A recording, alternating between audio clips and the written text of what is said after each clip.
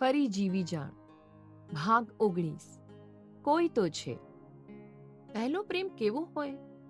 માણસ કેવું અનુભવે જ્યારેથી પ્રેમના અહેસાસમાં હોય એ વિશેની જાણકારી કાર્તિક લઈ રહ્યો હતો. લેપટોપની સ્ક્રીન પર આંખો અને કીપેડ પર આંગળીઓ ફરી રહી હતી. દરવાજા પર ટકોર મારી સંગીતાબેન કાર્તિકના રૂમમાં પ્રવેશ્યા. મોમ! લેપટોપ બંધ કરી કાર્તિક બેડ પર સરખો બેસી ગયો. સંગીતાબેન જેવા બેડ પર બેઠા કે કાર્તિકે તેના ખોળામાં માથું રાખી લંબાઈને સૂઈ ગયો. મોમ! કાર્તિકે નિસાસા સાથે પૂછ્યું. શું? બોલ! સંગીતાબેન કાર્તિકના માથા પર હાથ ફેરવી રહ્યા હતા. તે તારી અને ડેડીની લવ સ્ટોરી ક્યારે કહી જ નથી. તમે કેવી રીતે મળ્યા હતા? કાર્તિક પહેલીવાર પ્રેમ વિશે પૂછી રહ્યો હતો. એ આશ્ચર્ય સાથેના સ્મિત સાથે સંગીતાબેન જવાબ આપતા બોલ્યા. ટૂંકમાં કહું તો હું અને અંજના બાળપણમાં મિત્રો હોવાની સાથે એક જ કોલેજમાં જવાનું નક્કી કર્યું ને હિરેનની પહેલી નજરનો પ્રેમ એટલે અંજના. ધીરે ધીરે એ લોકો નજીક આવતા ગયા તો અમારા ચારેયનું ગ્રુપ બની ગયું. કોલેજ પૂરી થઈ ને અંજના અને હિરેને લગ્ન કરવાનું વિચાર્યું ને તેના લગ્ન દરમિયાન નરેને પણ મારી સામે લગ્નનો પ્રસ્તાવ મૂક્યો. કોઈ અજાણ્યા સાથે લગ્ન કરવા કરતા મિત્ર સાથે લગ્ન કરવા મને પણ યોગ્ય લાગ્યો. જો કે મને નરેનનો સ્વભાવ પહેલેથી પસંદ હતો તો મેં હા કહી દીધી.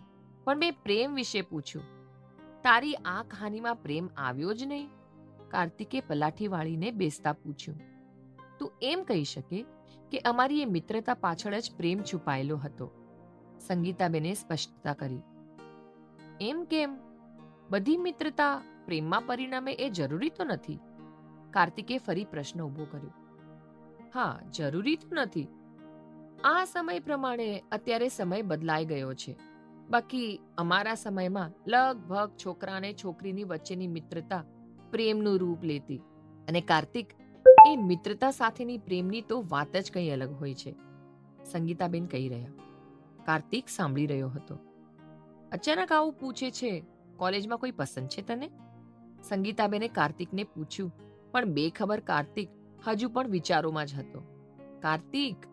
સંગીતાબેને કાર્તિકને વિચારોમાંથી બહાર કાઢતા કહ્યું. હા મોમ, તે કંઈ કહ્યું?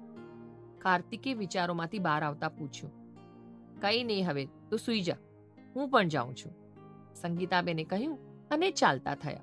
અને હા, તારી જિંદગીમાં પ્રવેશેલી એ છોકરી જેના વિચારોમાં તું ડૂબેલો છે એનું નામ જાણવા માટે હું ઉત્સુક રહીશ. કાર્તિક ડઘાઈ ગયો.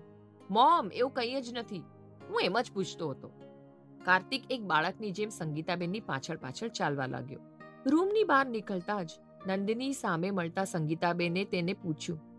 નંદિની, શું કોલેજમાં કોઈ છોકરી છે જેને કાર્તિક? મોમ, મેં કહ્યું ને એવું કંઈ જ નથી, કાર્તિકે કહ્યું અને નંદિની સામે જોયું. મને તું આજ બદલાયેલો લાગે છે, સંગીતાબેને આંખો ઝીણી કરતા કહ્યું. કાર્તિકે સ્વાતિને શું જવાબ આપ્યો હશે એ વાત જાણે નંદિનીને જાણવી હોય તેમ તે બોલી ઉઠી. હા આંટી, આજે સ્વાતિએ કાર્તિકને એક લેટર આપ્યો હતો. એ કાર્તિકને પસંદ કરે છે. અરે, તેના વિશે તો હું વધારે જાણતો પણ નથી. મેં તેને તો ના પણ કહી દીધી. કાર્તિક સંગીતાબેનને સફાઈ આપી રહ્યો હતો. હા, તો એ નહીં તો બીજું કોઈ હશે. બાકી કોઈ તો છે, સંગીતાબેને હસતા હસતા કહ્યું.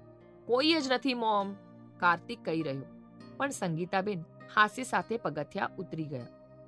કાર્તિકે દાંત ભીંસતા પોતાના વાળ વિખેરી નાખ્યા અને નંદિની તરફ જોયું. તારે સ્વાતિ વિશે મોમને કહેવાની શું જરૂર હતી?